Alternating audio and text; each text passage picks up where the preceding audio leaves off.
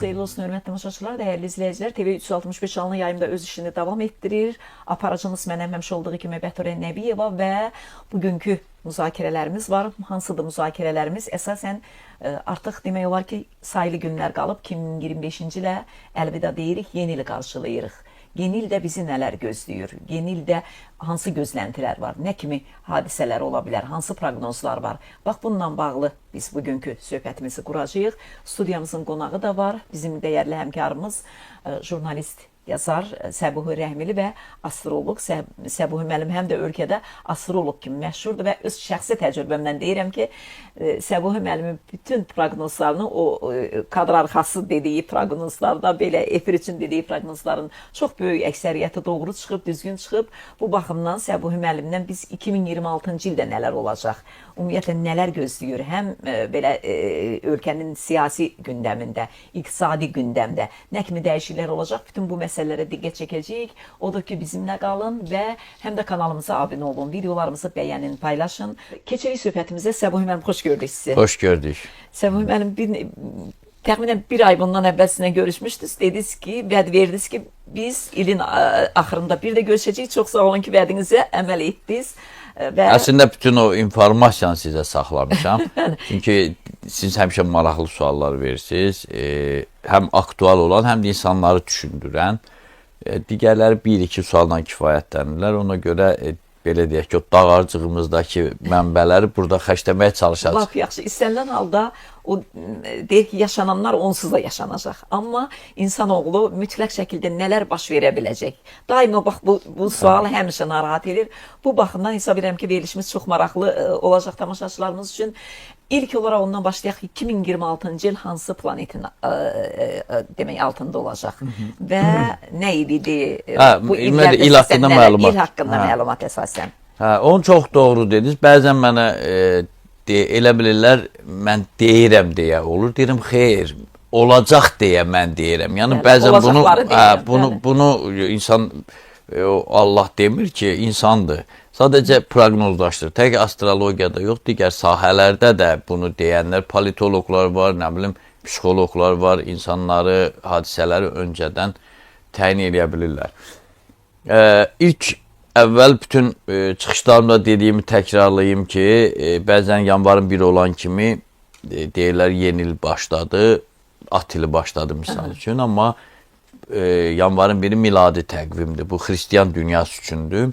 İsa Peyğəmbərin mövludu ilə bağlı yaradılmış bir təqvimdir. Amma Çin təqvimi başqa üslubdadır. Yupiterin hərəkətinə görə hesablanmış bir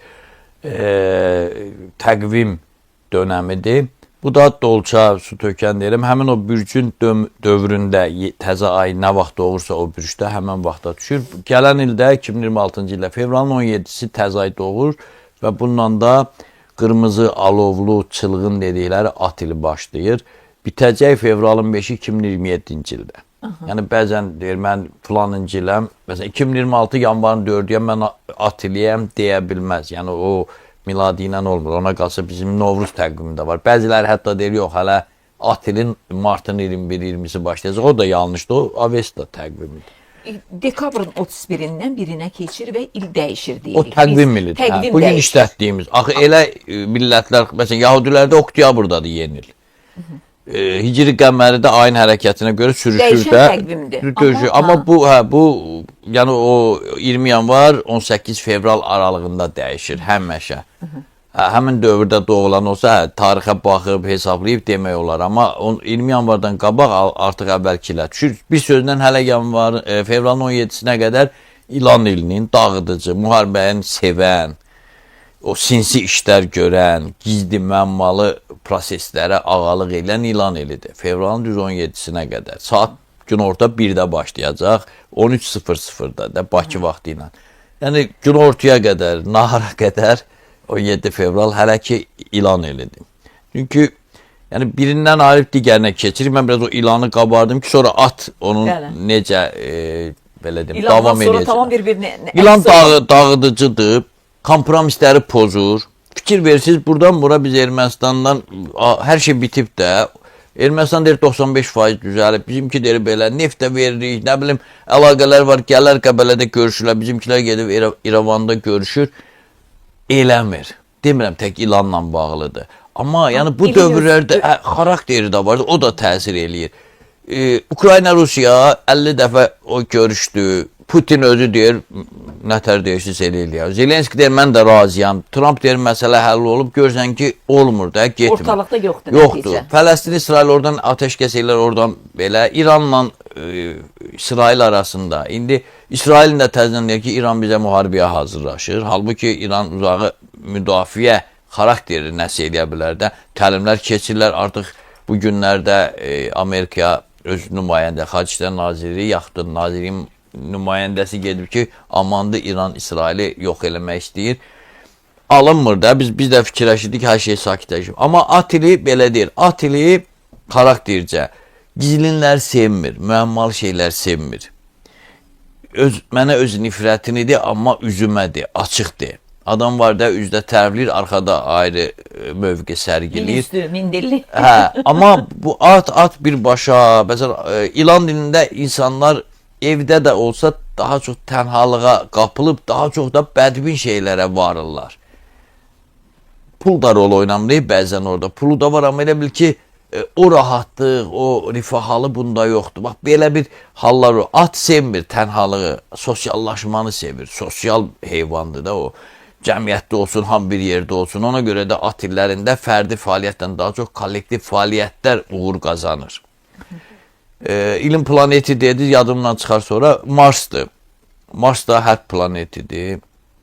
İl alovlu, Mars oddur, təsəvvürün, il çılğın, Mars hərb planeti. Aləm qarışdı ki, yenə. Hökümdarlıq. Burada çox təəssüf ki, haqlıdan daha çox güclülər qalib gələcək. Yəni, at ilində, bax, bu şeylər olur. Bəzən deyirlər də, hətta bir hədis də var, deyir, bu dünyada haqlı olmaq azdır, həm də gərək güclü olasan. Güc həm puldur, həm də ətrafda əsl güc. Biz də 30 ilə yaxın haqlıydıq da, gördünüz, heç nə eləyə bilmədik Qarabağda. Güclü olan kimi dərhal həll elədik. Amma mən demirəm, ancaq güclü olmaq lazımdır. Ağıl olmasa olmur. Sadəcə bəzi astrologlar deyir ki, at ilində ağıllıların işi getmir, heç vaxt. Ancaq zirək, o bizim kətdə bijəl tək deyirlər də. Hə, pislik eləyən adamlar, zamanın nəbzini tutanlar, fürsətçilər, bax, belə. Amma yenə deyim, at həm də deyir, açıqdır. Açıq. Məsələn, Sovet dönəmində, Sovetdən keçən dövrdə bəzi filmləri var idi. Mənfi rollara, tutaq ki, seriallar, mənfi rollara hamı nifrət edirdi, bir mənalı. Amma bugün o qədər açıq üzət çıxır ki, deyir, filan kəs yaxşı eləyir də, yaxşı eləyir. Arvadın boşadı, getdi, onu aldı. Yaxşı elədi, ərini öldürdü. Belə şeylər deyir, insanlar artıq mənfi obrazda bir kumir axtarırlar, bir nə bilim, belə sevimli bir şəxsiyyət də görürlər. Ona görə bu hamısı qarşı birinə Mars hərb planetidir. Amma mən bir şey deyim də, son 500 ildə dünya tarixini araşdırmışam, at ilinlə bağlı belə böyük müharibə falan olmayıb. Yəni, hansısa bir müharibə olsun. Məsələn, Fətəlxan Əfşar Şuşanı tutub. İndi dünya üçün o balaca bir yerdir də, Şuşa nə boy deyir də, Şuşa qalasını tutub. Tutub deyəndə ikisi də türklər idi də, sadəcə indi müqavimət göstərib, elə də böyük qırğın olmayıb. Belə yüngülvari belə şeylər olub. Amma belə dövlətlər arası dəhşətli belə müharibə mən rastıma çıxmayıb. Əvvəldən müharibə olsa davam elədik yol. Məsələn, 1942-ci ildə at ilidir, 41-45 məsələsində onun içində olub, o heç. Amma sıfırdan təzə heç nə başlamayıb. Yəni, hansısa bir müharibənin təməli qoyulmayıb. Mən bir dənə də tapmadım da ki, belə, bu yaxşı. Hərf həm də müharibə demək deyir ki, müharibə Allahının İnsanlar müharibə eləyəndə həmən o Allah, Mars, Yunan mifologiyasına görə gəlir orada onu sakitləşdirir, günahkarı cəzalandırır. Məsələn, 100 min adam gəlib bir kəndi ordu gəlib qırmaq istəyir, bu onun qarşısını alır. Müharibəni saxlayan Allah da demək olar ona əslində, sülh Allahı da demək olar, hərb. Həm də hökümdarlıq, məsələn, Marsdırsa, üstəlik at ilində Marsdırsa, yeni liderlər ortaya çıxır. Sayısız, hesabsız dövlət çevrilişi də tam deməzdim. Hökumət dəyişikliyi, hakimiyyət dəyişiklikləri ən çox at illərində 2 ildə olur. Xoruz ilində, bir də at ilində.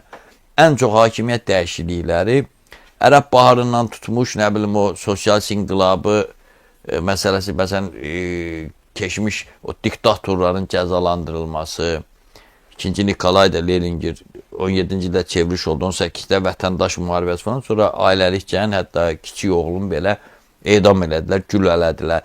Bu şeylər çox olub. At illərində. At illərində. Amma at illəri daha siyasi ildi. Xoruz ili at ili daha çox siyasi ildi. Məsələn, Bu siyasi ildir. Səbuhi müəllim, biz nə gözləyirik? Bir ilk olaraq ölkəmizdən başlayaq. Hansı hadisələr olacaq? Biraz da onu konkretləşdirək də. Məsələn, nə barədə demək istəyir? Məsələn, bizi ən çox maraqlandıran bu məmurlardır. Bu məmurların vəziyyəti at ilində necə olacaq? Mən sizi tanıyandan... At belində olacaqlar, yoxsa... Sizi mən tanıyandan, hətta o vaxt Space işləyəndə də, elə indi işləyirsiniz. Hələ ilk sualı olurdu ki, bəs bu yolundan düz getməyən məmurlar cəzalanacaq, yoxsa yox. Hələ də o suallar, görünür çox şey dəyişməyibdən, hələ də o sual aktualdır. Təbii ki, həm də tamaşaçılarımız üçün çox maraqlıdır. Ölkə daxilində artıq 2025-in sonuna doğru başlayan proseslər iyuna qədər davam edəcək. Və sensasyon, mən deyim 200, siz deyin 300 tanıdığımız az qala məmuriyyətin cəzalandırılması. İndi onun hamısının həbs olunması yaxud da, amma işini itirəcək, belə deyil. Həbs məsələsi bəzən iradəvi şeydir. Tuta da bilər, yaxud da o 3 milyonu kim almışdı, dövlətdən mənimsəmişdi, gətirdi, verdi, məsələn onu tutmadılar. Ona da mən ədalətli baxmıram əslində. Belə də olur. Amma 300, bəlkə daha çox belə o xəttdə olan dövlətin ziyanına işləyən məmuriyyət ordusunun cəzalandırılması, işdən çıxarılması və təbii ki, həbsi gündəmdə olacaq.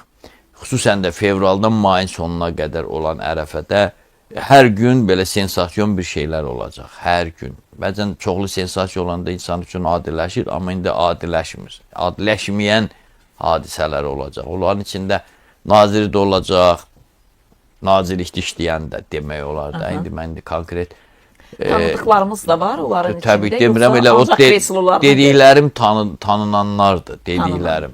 Kiminsə nəysə, yaxud da özümüzün efirdə gördüyümüz deputatlardan da orada gedənlər olacaq. Azı, mən hamısını təvəllüdünü bilmirəm, amma məndə olanlara görə bir 8 nəfər namizəd, deputat. Ona görə də gələni Milli Məclis yenidən seçilə bilər. Mən o sualı vermək istəyirdim. 90% ehtimal var. Bəzi şeylər var, ehtimal daha çoxdur da. Mən bəzən 50%-dən aşağı ehtimal çox şey olur, onu demirəm. Amma daha çox, ona daha yaxın. Ən azı bir müzakirə falan olacaq. Son məqamda bəzən, mən demişdim dekabrda, neçə il öncə yeni prezident seçkiləri, növbədən kənar prezident seçkiləri oldu. Dekabrda olmadı, martda, yoxsa fevralda oldu. Yəni, həmən vaxtda bəlkə çatmırlar, biraz yubadılar. Amma yeni Milli Məclis referendumda sonra referendum yoxdur. Çünki gələn il üçün Zəngəzur dəhlizinin açılması yoxdur. Sülh müqaviləsi ehtimalda ilin ikinci yarısı mümkün kimi görünür. Yəni, konkret desək, dəqiq proqnoz kimi desək, ilin birinci yarısı sülh müqaviləsi olmayacaq. Zəngəzur da bu il yoxdur. Mənim hesablamama görə yoxdur. Zəngəzur açılsa, sülh müqaviləsi tam olandan sonra məsələn, referendum keçirmək olar. Yəni, amma adətən belə olur. 2026-da nə referendumda, növbədən kənar parlament mümkündür, 90% ehtimalla. Növbədən kənar parlament dedikdə, bax, növbədən kənar, növbəti parlamentin bundan fərqi nə olacaq? Olacaq. Ən azı vətən üçün çalışan, dövlət üçün çalışan, neytral, siyasətdə neytral olan, yalnız öz bacarığına görə seçilənlər, yəni namizədlərin seçilmə ehtimalı var. Bir vaxt bütün hamı 2020-ci 9 fevral seçkisində yəni yayılmışdı ki, prezident deyib ki, tapşırıb ki, müdaxilə eləməyin, kim doğrudan seçilsə, o da, sizin kanalda da demişdi, yəni, o da geçsin otursun. Bəli. Amma yadımdadır. Bütün dostlar, sizin də mənim də dostlarımız, jurnalist dostlar, hamı namizədliyim vermişdi də. Çox sevinirdim. Dedim, əgər doğrudan da buna, amma müdaxilə olundu. Son məqamda Ramiz Mehdiyevin siyasi keçdi. Ramiz Mehdiyevin özünün vəziyyəti necə olacaq? Hələ ki doğru getməkdə, istintaq getməkdədir. İstintaq gedir, biz nə bilir istintaqdan nəsə. Birdən ağız açan kimi deyirlər ki, istintaqın sirri. Mən istintaqın sirrini bilirəm ki, mən öz ehtimallarımı deyirəm. O adam sirr açar ki, oradadır, prosesin içindədir, məlumatları bilir, gəlib çatır. Əgər mən hərbidə deyiləmsə, tutar ki, burada nə desəm də hərbidə, o sirr deyir ki, mən çünki heç nə bilmirəm. Amma o ənənəvi oturuşmuş bir sözüm var. İyuna qədər Ramiz Mehdiyev səltənəti çöktürüləcək. Uzantıları. Çöktürüləcək. Hə, səltənət deyək də. Təbii ki, o dağda daşda gizlənən olur da, bir nəfər, iki nəfər, o da dövlət kimi bir gücün qarşısında heç görünmür. Onlar elə belə şeydir. Səbuh mənim çox maraqlıdır ki, bax Ramiz Mehdiyevin adamları hansı ki əllərindən tutub vəzifə verib, sərvət, dövlət, şöhrət sahibi olublar. İndi o adamlar o qədər hündürdən danışırlar. O qədər belə o dalovlu danışırlar. Oğru necə bağırdı məsələsi. Hə. Elə danışırlar ki, adam matmayətəl qalır və özünə şübhələnir ki, deyəsən mənəm, Ramiz Mehdiyevin adamı. Bizdən başqa şey. Bizi. Hə, çox maraqlı. Yaşayış tərzindən görünür elə. Aha. Bax bu dəyişikliklərin dediniz ki, iyun ayına qədər xeyli dəyişikliklər hələ məmurlar gedəcək. Nə qədər məmur dediniz? Xeyli 300-dən çox. 300-dən çox hətta. Bax bu əhalinin güngüzarının təsiri nə qədər olacaq? Nə qədər olmaz. Bilirsiniz, sistem belə olsa tutsa ki, hansısa icra başçı bizə ki 5 il işləyir, 5 ildən sonra çıxır, başqası gəlir və o təftiş olunur. Belə bir sistemə artıq keçilir məncə. Lap nazir olsun. Bilir ki 5 il işləyir ya 10 il işləyir, çıxandan sonra hər şeyi təftiş elə sağ ikən. Da qocalıb əldən düşəndə yox. Bu bilirlər ki, dövlət hər şeyi bilir. Sadəcə dövlətin düşündüyü zamanla, hədəf götürdüyü zamanla sıravi insanların düşündüyü olmur. Biz görürsüz Xankəndinə niyə girmədik, niyə tutmadıq, axı əlimizdəydi. Sonra fikirləşsən, analiz edəndə görürsən, elə şeylər var orada. Məsələn, pis bir şey olardı. Azərbaycan elə bir hala salardılar ki, Qarabağ erməni əbədiyyən yaşayardı. Çünki orada istər-istəməz Xankəndinə girsə, tutaq ki, mülki şəxslər də ölərdi. Amma 44 günlükdə, antiterrorda bir dənə mülki adam ölmədi. Erməni tərəfdən. Bizdən çox öldü. Elə məsələlər var, onu dövlət soyuqqanlıdır, dövlətin zaman anlayışı bizim zaman anlayışıyla bir deyil. Onlar elə şey var, məsələn, fikirləşirlər, deyir ki, 6 ildən sonra filan şeyi eləyərik. İndi deyirlər, deyir, 2028-ə qədər daha 40 kəndə, məsələn, əhali köçəcək. 2028, orada da 300-400 kənd var da. Oranı da görməyənlər, siz görmüsünüz də, yəni ki, oranı görəndə görsən ki, burada bir kəndi düzəltmək üçün nə qədər vaxt gedir. Düzdür, iradlarım da var, mən də tənqid edirəm, bəzi şeylər daha yaxşı eləmək olar, bəzi kətlər gedib insanlar özləri demirlər, bu qədər 180 min pul vermə, 100 min ver, gör orada nə cür imarətlər düzəldir. Hələ öz kəndini də. Bunu eləyə bilərlər, dövlətə də xeyir olur, insanlar da öz işləyər. Amma belə iradlarım var. Amma prosesin o qlobal baxanda görsən ki, ona görə o zaman onlar öz hədəfi var, öz tempi var, hökumətin. Elə şey var, baxsan deyirsən, bu niyə tutulmur? Bu niyə tutmurlar? Səndən burada başqa şey gözləyirlər. Yəni bu proseslərdə. Yəni o vətəndaşın bilmədiyi nələrsə var, amma vətəndaşın gözləntisi odur ki, elə nə olur tez olsun. Yox, bilirsiniz, mən bir dəfə o təzə vaxtlarda siyasi jurnalistikanın ilk vaxtlarda Türkiyəyə gedəndə tamaşaçılarımız üçün maraqlıdır deyə deyirəm. Mən də belə emosional danışırdım, oradakı tanınmış siyasilər də bu dəqiqədə televizorlardan düşmürlər. Türkiyədə. Dedilər, sizin siyasətlə bizim siyasətlə bir siz fərq nədir? Siyasiləşmiş toplumdan danışırdı. Siz elə deyirsiniz, hamısını biz görək. Qarabağ tez azad edir. Onda elə aprel döyüşləri falan da olmamışdı. Dedi, Qarabağda mən görüm, nə bilim, Güney Azərbaycan belə Dərbəndi götürək, Borçalını götürək, hamısını mən görüm, deyir, qardaş, deyir, bu bir prosesdir. Sən bunun içindəsən, Sovet dövründə 70 ildə nə qədər adamlar Təbriz yanğısı ilə arzuladılar, heç görmədilər, rəhmətə gedər. Deyir, indi onlar şeylə, belə deyim, səbirsizliyi eləyib özlərini atmalıydılar Arazın o tərəfinə. Deyir, hər şeyin bir vaxtı, vədəsi var. Deyir, 95 min Sarıqamışda əskərimiz təkcə donub ölüb. Deyir, dolar da deyir, yox, biz istəyirik gedək filan yeri alaq sonra. Amma şükür də biz özdə pis dövrə düşdük. Quruluş dəyişdi, ictimai quruluş, əsr dəyişdi. Bir quruluşdan da digərinə keçəndə sosializmlə hələ də dəqiq bilinməyən bir keçid dövrünə hələ də ki, o çox şeylər qarışır. 50 ilə 60 ilə bəzən o oturuşurdu. 70 il özü oturuşmuş. Bir var 1-lik, 2-lik kimsə hakimiyyət ola, kök hələ tam laxlamır da. Amma 70 il ondan da qabaq ümumən götürəndə 200 il genimizi dəyişiblər. Bizdə özümüzə lağ eləmə tendensiyası yaradıblar. Biri çıxan kimi biri efirə, bu kimdir? Yenə çıxdılar. Hamısı boş şeydir. Bax o oradan gəlir. Hamısı nağıl danışır. Bax belə bunu onlar yaradır. Bizim baxırsan gözəl Rus işğalına qədər olan xalqın özünün bir-birinə yanaşma tərzi başqa olub. Lağ eləmək nədir, filan nədir? Bax belə indi hamısı o dövlətin özünün nəzarətindədir. Mümkün deyil. Deyir, şimşək çaxıbsa, yağışı mütləq yağacaq. İndi kimsə damda gizlənəcək, kimsə çətir tutacaq, kimsə bir ağacın altında. Amma yağış mütləq yağacaq. Bəziləri dostlarımız da var, xüsusən də belə müstəqil, müxalif fikir adamı. Boş şeydə heç nə də dəyişməyəcək, dəyişir. Görmürük, dəyişir. Siz idiniz də, biz deyəndə ki, Qarabağda alınacaq Şuşada, qulağın dibin görəsən deyənlər siz də, bugün də belə deyirsiniz. Hər şeydə gərək bir obyektiv yanaşma tərzində ola. İradın da, məndən çox irad bildirən yoxdur ki, məmuriyyətə idarə etmiyor. Amma qəşəng şeylərdə, doğru şeylərdə deməlisiniz. Ona görə çox şey dəyişəcək. Atili çox şey dəyişəcək. Hətta mən bir müsahibəmdə yarı zarafat kimi dedim ki, prezident deyirəm dövlət çevriliş eləyəcək. Yəni o hökumətin içinə girənlər var, yad ünsürlər var. Çevrilişlər niyə olur? Narazı olduğun idarə etmə. Deyirəm, yəni prezidentin eləməyi biraz başqa anlamdadır da. Yəni içərdən bir təmizləmə prosesi gedəcək. Amma iyuna qədər bu Ramiz Mehdiyev çetesi deyək.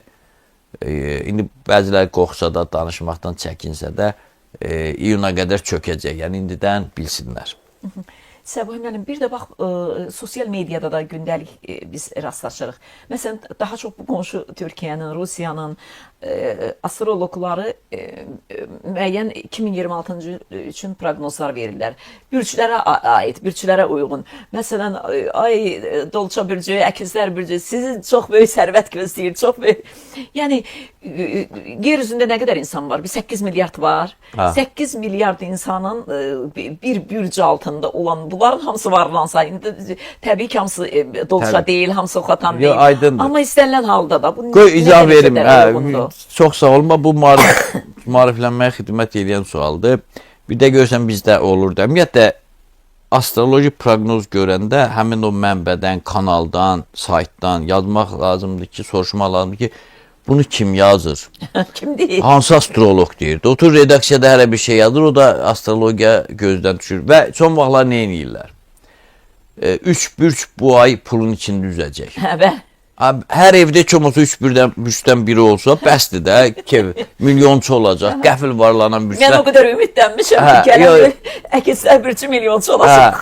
Yəni, belə deyir, o şey yığırlar da, baxış sayı yığırlar, Zirəddin Şəkinin qoylar. Vanqa yazıq, ümumiyyət astrologiyadan heç xəbər olmuyor. Vanqa 2025-in tutaq ki, dekabr üçün dəhşəti proqnoz verir. Nostradamus'un işi gücü yox idi. Özündən 700 il sonra ay-ay, həftə otura proqnoz yaza. Ümumiyyətlə, o astroloji proqnoz verməyib. Bürclərdən danışıb deyib ki, filan ildə Mars Oxatan bürcündə olanda filan şey olacaq. Yəni, bu artıq elmi tərəf. Amma filan bürcü bu həftə öz Azərbaycan Azə bir qəzeti, özdə indi reklam olunan bəzi marketlər var da, deyir ki, bazı alış-veriş üçün yaxşı həftədir, özdə filan marketdən adı çəmin. Güya Nostradamus'un dövründə, nə bilim, şokolad market tutaq ki, nə bilim, nə indi adlarını özüm elə deyirəm, mütləq alış-verişi oradan eləyin.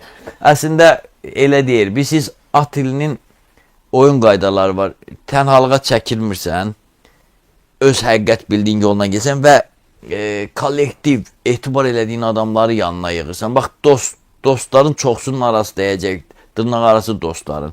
Artıq göz ayılacaq deyəcək, bu 3 ildir mənim yanımdadır, ancaq bu məndən istifadə edir də, bir dəfə mənim bir işimə yaramayıb, mən bununla niyə gedirəm? İlan dilində o mümkün deyil idi. Çünki o köpologiya, fantaziya, belə danışırdı, gör nə eləyəcəm. İnsan sadəlövdür də, nə qədər olmasa, inanır. Amma at dilində elə olmayacaq, hər şey sərt olacaq. Sərt olan yerlərdə də ayrılıqlar çox olur. Ailə, məsələ, ən çox boşanma da at illərində olur. Saxta, sonra planlı şəkildə, məqsəd yönlü şəkildə evliliklərin 99 olmasa 90% at ilində ayrılır. Demək, Sevgi gələn il üzərində boşanmalar çox olacaq. çox olur da. Çünki çox elə bir əlaşsızlıqdan baxım görmək kim alarsınız. Onların bir yerdə qalması çox çətin olacaq. Mən demirəm elə hamısı boşanacaq. Bu Allahın ayətidir. Amma o bir dalğa gələcək. Kim ki sevgi üzərində qurulub, sınaqlardan keçib, evlənib, bir-birinə bağlayan daha çox nəsnələr var. Onlar belə qalacaq. Bəxti gətirən bürclər. Bəxti. Gələn il hansı bürclərim görürsə, Astrologiyada bəxti gətirən, nə bilim gətirməyən belə şey olmur. Bu oyun qaydalarına istənilən bürc hansı riayət eləsə, onların da siz demiş bəxti gətirəcək. Amma ilin aparıcı planeti Marsdır. Marsın da himayəsində iki bürc var. Əqrəb və Qoç bürcü. Onlar ilin aparıcı bürcüdür. Aparıcı deyəndə bəxtəvər, şanslı demirəm. Yəni komandan olardı. Rəhbərdir, komandirdir, amma onun vəzifələri əskərdən daha çoxdur da. Bəzən görürsünüz kimsə deyir öz ilm özümə düşmədi. Deməsən sənə daha rahat olan bir şeydən istifadə eləməmisən. Ən birinci bədbinlikdən keçmişə gedib o kaş belə eləməyim. Kaş çox təhlükəli sözdür. Bəli. Kaş o vaxtı filan kəs almayaydı. Getdi, o bitdi. Almısan da Yaşanıb getdi. Kaş o vaxtı filan kəsin yanında yox filan. Bu insanları məhv edən şeydir. At ilində kaş dedinsə o gücündən asılı olmayaraq gözəl şeyi arzulama. Görmə. Görmürsən. Ancaq bu gün üçün yaşayırsan, gələcəyi nəzərə alıb bu gün üzərinə düşən vəzifələri gərək onu belə edim, kaş onu o itməsəydi, indi əlimdə olsaydı nə edərdim. Bu şeylər insanları məhv edir. Və Qoçla Əqrəb biri od ünsürüdür, biri su ünsürü. Od və su ünsürləri bir qədər elə bil öz meydançasında oynayan oyunçu xarakterində olacaqlar. İndi bilməyənlər deyim, od ünsürlər Qoç, şir, oxatan, suda xərçəng, Əqrəb, balıqlar. Bunlar bir addım öndə olacaqlar. Əkizlərin vəziyyəti necə olacaq? Əkizlər hava əslində informasiya, əslində jurnalistika üçün də araşdırmaçı jurnalist, siyasi jurnalistika, siyasi ildə siz də siyasətin içindəsiz, sizin üçün yaxşı olmalıdır. İliniz də bura dəlalət edir. İl demişkən, bir də Çin təqvimində dostluq üçbucağı deyilən bir şey var, tendensiya var. Deməli, kimsə bilmirsə, dostu olan illəri özüdür, öz ilidir, 4 il, 8 il fərqlə olan, 12 artıq yenə özünə düşür. At ilinin də dostları itdir, pələngdir. İt, pələng, at. Bunlar ən enerjili adamlar olacaqlar, zodyak illəri olacaqlar. At ilinin də belə rəqibi Siçan ilidir, Siçov ilində doğulanlardır. Onlar biraz məhdud çərçivədə olacaq, gərək bunu nəzərə alalar. Necə ki, Siçan ilində at ilinin belə şansları azalır, yəni şansı çox biraz məhdud çərçivədə olur. Bax belə, amma hər bir cüd deyə bilməyəcəm. Onu çünki həm belə çatdırmaq olmaz, həm də mən onu avqustda, ayrı şəkildə, avqust, sentyabr falan onda hazırlayıram, artıq onu paylaşmışam falan eləmişim. İndi dekabrda yadıma düşə bilmir də. Gərək nəsə qeyd eləsin. O da bir cümlə deyirsən, deyir elə o. İndi gəl başa sal. Amma ümumən dedim də, valla billah tək o astrolojik göstəricilər var öz yerində. Amma əsas oyun qaydalarına riayət eləyən udacaq. Oyun qaydalarında hansılardır? Dedim də tənhalığa çəkilmək, kaş sözü demə. Çalış ətrafındakı dostları təzədən o şeydən keçir. Mən bu il keçirmişəm onları. Gələn il vəziyyətim yaxşı olacaq. Həm də numeroloji da yanaşsaq 2025 9 rəqəmidir. 9 sonuncu rəqəmdir də ən böyük o sadə rəqəm. 9 tamamlama aşılayır insanlarda. Heç nəyi sonra bir gələcək. 2026 2, 2, 6, 10, sıfırlar sayılmırda 1. Bir rəqəmli qalana qədər hesablayırsan. Təsəvvür edin ki, tamamlamadan başlanğıca keçirik. Ona görə deyirəm, fevralın 17-sinə qədər, elə ümumiyyətlə də bu miladi ilə hesablayan 2026 yanvara qədər çalışmaq lazımdır. Xüsusən də lap belə çatdırmasız at ili gələnə qədər, fevralın 17-sinə qədər nə qədər yarımçıq iş var, tamamlanmalı olan yarımçıq işlər. İndi kimsə bina tikirsə 3 ilə tikir, ora aid deyil. Amma tamamlayın, alacağınız alın, verəcəyinizi verin, nə bilim. Danışıqlarınızı aparın. Hamısını qurtarın, sıfırdan başlama. At ili yarımçıq sürünüb gələn işlərə kömək eləməyəcək. Eləmir. Təzə nəsə baş. Məsələn, sizlə mən Allah eləsin bir qəşəng bir nəsə bir layihə quraq. İnşallah. At ilində tutaq ki, onda gör necə gedir. Amma yarımçıq qalırsa, indi tutaq ki, nəyisə danışırıq, hələ tam at eləmir. Ona kömək eləmir. Yəni bax bu şeyləri eləyən əlbəttə ki, qazanclı çıxacaq. Səbuhi müəllim, elə sizlə danışa bax qabaq qarşıma çıxdı. News 365 saytı yazıb. 2026-cı ildə xaricdə yaşayan Qabil Məmmədov, Tural Sadıqlı, Qurban Məmmədov və digər şəxslərin Azərbaycana gətirilib gətirilməyəcəyi məsələsi müzakirə mövzusu olaraq qalır. Məsələn, onların Azərbaycana ekstradisiyası mümkündürmü? Bundan bağlı hüquq müdafiəçisi Novella Cəfəroğlu deyib ki, proses birbaşa həmin şəxslərin yaşadıkları ölkələrin mövqeyindən və Azərbaycanla həmin dövlətlər arasında mövcud olan hüquqi mexanizmlərdən asılıdır. Bu hüquqi tərəf. Bəs ulduzlar nə deyir? 2026-da gətirilməyəcəklər. Gətirilməyəcəklər. Onlar da mən xəritəsini bilirəm. Onların ikisi ilə də münasibətim var, amma 2026-da təbii ki, bunu mənə çox sual verdilər. Amma efirdə ilk dəfə deyirəm. Onlar 2026-nı deyirəm, daha gələcəyi demirəm. 2026-da onların gətirilməsi olmayacaq deyirik. Yəni, ulduzlar belə deyir. Ulduzların Azərbaycanla bağlı daha başqa hansı bir tövsiyələrimi var, nələri var? Bax, bizim gözləntilərimiz... Sual daha çox insanlar verir. Belə bu studiyaya gələndə də sual verdilər ki, ucuzlaşma olacaqmı? Axı, ucuzlaşma bizdə heç vaxt olmur. Bahalaşma olmasın. İnflyasiya olacaqmı ən vacib? Yox, inflyasiya devalvasiya nəzərdə tutsa yox. Bu il yoxdur. Hər il olurdu deyirəm. Məsələn, keçən də sizlə söhbət edən dedim, ilk 3 ayda olmasa, il boyu olmayacaq. İlk 3 ayda martda bitdi, daha onun arxayında. İndi gələn ilə belə bir şey yoxdur. Amma bizdə bahalaşma həmişə olur. Süni bahalaşmadan gedir söhbət. Təbii dünya standartı ilə demirəm. Bahalaşma olacaq. At ilində bəzən qıtlıq da olur. Çünki bu külək, qasırğa, bu şeylərlə bağlı da zaman-zaman at illərində olur. Bir də gördünüz, meyvələrin, çiçəklərin tökdü, az oldu, bahalaşma oldu. Tək ondan yox, çox şeylə bağlı. O barədə təəssüf ki, nikbin bir şey deyə bilməyəcəm. O bahalaşma yaradanlar, süni bahalaşma yaradanlar və onlarla bağlı bir 300 nəfərin içində onlar yoxdur. Yəni ki var, amma onlar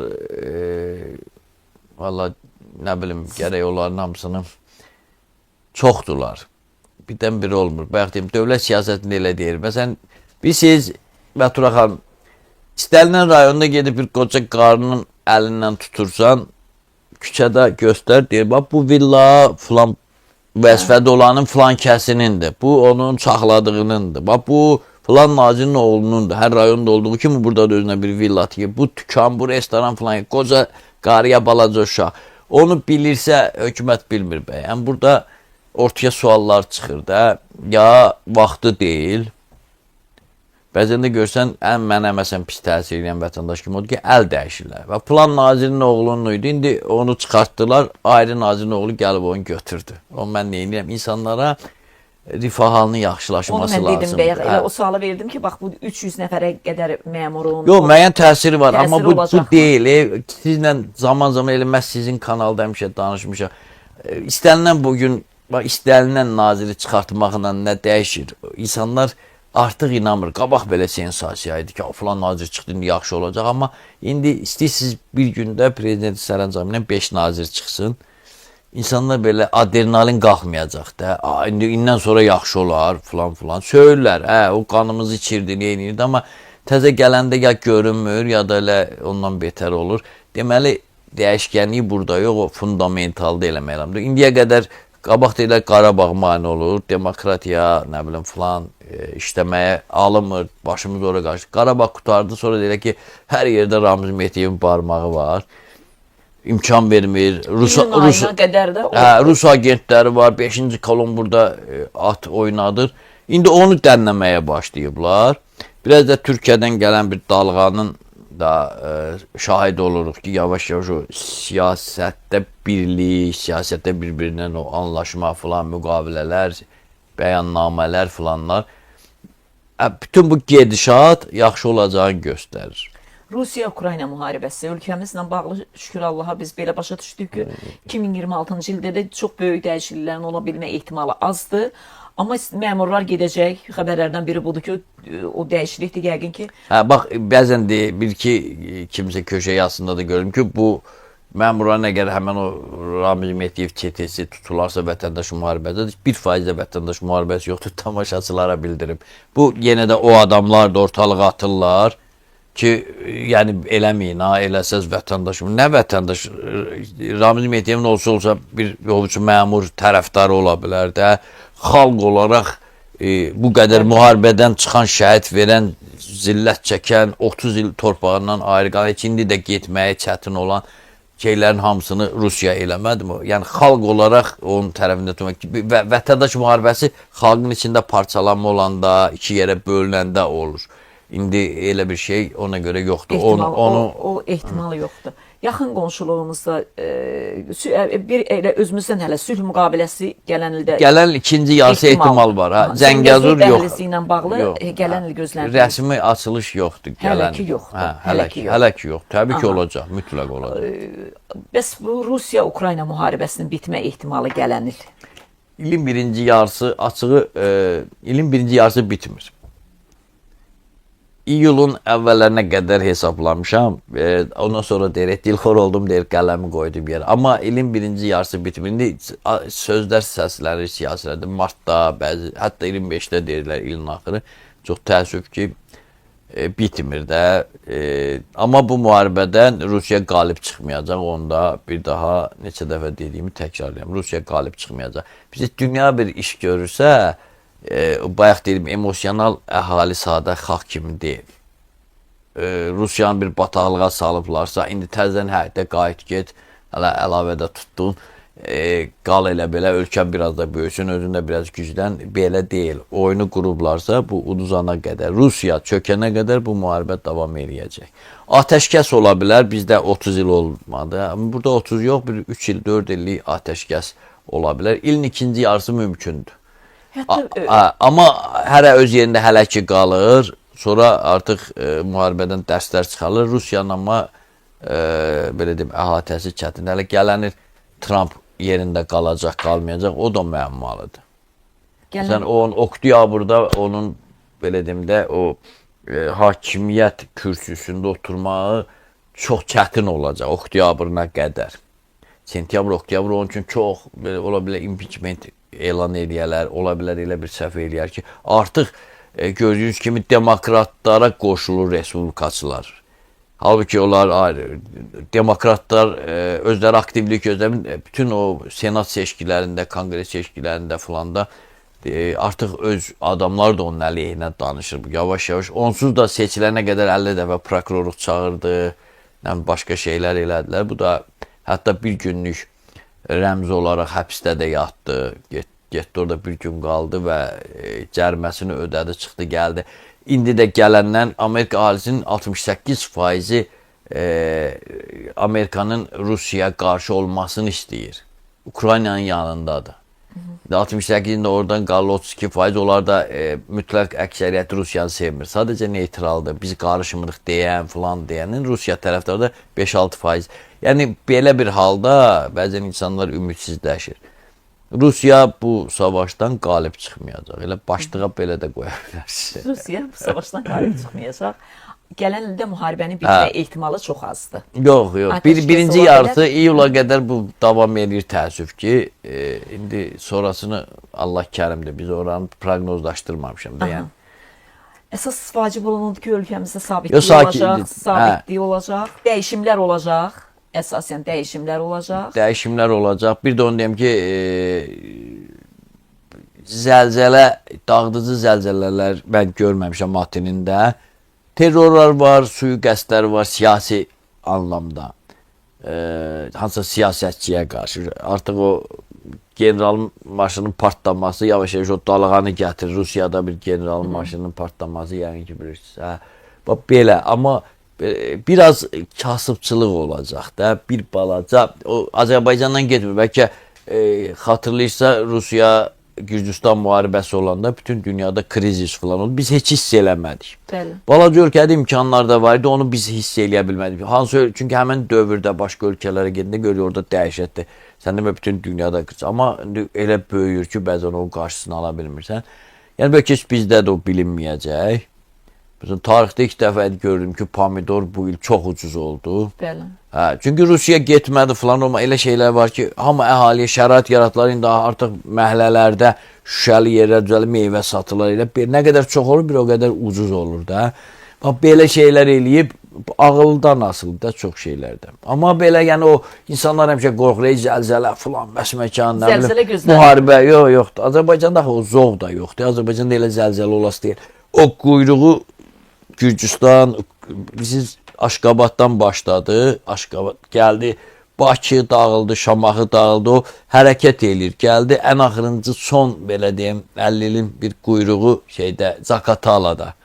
Oradan da sürüşdü getdi, Gürcüstan var qarşısında, o tərəfdə Türkiyə var. Artıq keçir, sonra Yunanistana keçəcək, neçə 100 ilə, 50 ilə, neçə ilə, belə o damar da o itmir, qurt kimi də yerin altından gedir, indi bizdən gəlib keçib. Keçib gedib tarixi o dövr üçün. İndi inşallah ümumiyyətlə insanlığa zərər olmasın. Biz onu arzuluyuruq. Millətindən, irqindən asılı olmayaraq, dinindən asılı olmayaraq. Amma mən son sözüm, yəni ki bitiriksə son sözümdə deyim ki, mən son 8 ildə ən məmnun qalacağım il 2026-dır. Son 8 ildə. Bax belə. Yəni mən hesablamışam ölçümü bir rakusdan yox, çox rakusdan. Tarixdən, xronologiyadan, siyasi müstəvidən, həm də təbii ki, astroloji müstəvidən baxmışam. Mən son 8 ilin ən məmnun qaldığım, o təsvir eləyərkən, məmnun qaldığım 2026-dır. Sizlə də çox görüşəcəyik. İnşallah. Hər kvartalda, hər rübdə bir dəfə görüşüb müzakirələr eləyərik. İnşallah biz deyirik, onsuz da ayın əvvəli, axırı o qədər sürətlə gedir ki, zaman çox yaxın tarixdə görüşəcək və bax bu proqnozları bir daha qayda təbii, həmişə kimi. Bu idi. Əsas odur ki, Səbuh müəllim, ilimiz rahat gəlsin, getsin. Keçmişə qapılmayaq, kaş deməyək, vəssalam. Bəli, millətimizin günü güzaranı yaxşı olsun, firavan olsun, ölkəmiz, dövlətimiz güclü olsun. Ən vacib odur. Çox təşəkkür edirəm. Çox sağ olun Səbuh müəllim. Hesab edirəm ki, tamaşaçılarımız da razı qaldılar. Mən çox razı qaldım. Bütün demək olar suallarımın cavabını aldım. İnşallah yaşayıb görəcəklərimiz də bir başqa. Bunlar proqnozlar da təbii ki, yaxşı ki proqnozlar da bizim xeyrimizədir. Həm elə vətəndaşlar olaraq, həm də dövlət olaraq 2026-cı il uğurlu olacaq. Bir daha qarşıdan gələn ilimizin uğurlu olmasını istəyirik. İlimizdə hələ bir neçə günümüz var. Hələ odur ki, Səbuh müəllim deyir, yarımçıq işlərinizi bitirin. Yarımçıq dostlardan uzaq durun. Heç vaxt kaş deməyin, gələn iliniz, bax bu ateli, bax bu məqamları sevmir. Odur ki, yarımçıq işlərimizi bitirək, hamımız elliklə. Yarımçıq dostlardan uzaq olaq, necə ki olmuşuq və sevgi dolu yaşayaq. Sevgi dolu yaşayaq. Sağ olun, hörmətli tamaşaçılar, salamat qalın. Bizi yenə gözləyin. Bir müddətdə biz üzürlü səbəbdən fasilə vermişdik. Yenə də hər gün demək olar ki, hər vaxt görüşünüzə gələcəyik. Sağ olun, salamat qalın. Kanalımıza da abunə olun və bizi izləməkdə davam edin. Dövlətimiz var olsun, millətimiz var olsun, ən vacibi Azərbaycan var olsun. Təşəkkürlər Azərbaycan. Yaşadığın və yaşatdığın üçün təşəkkürlər.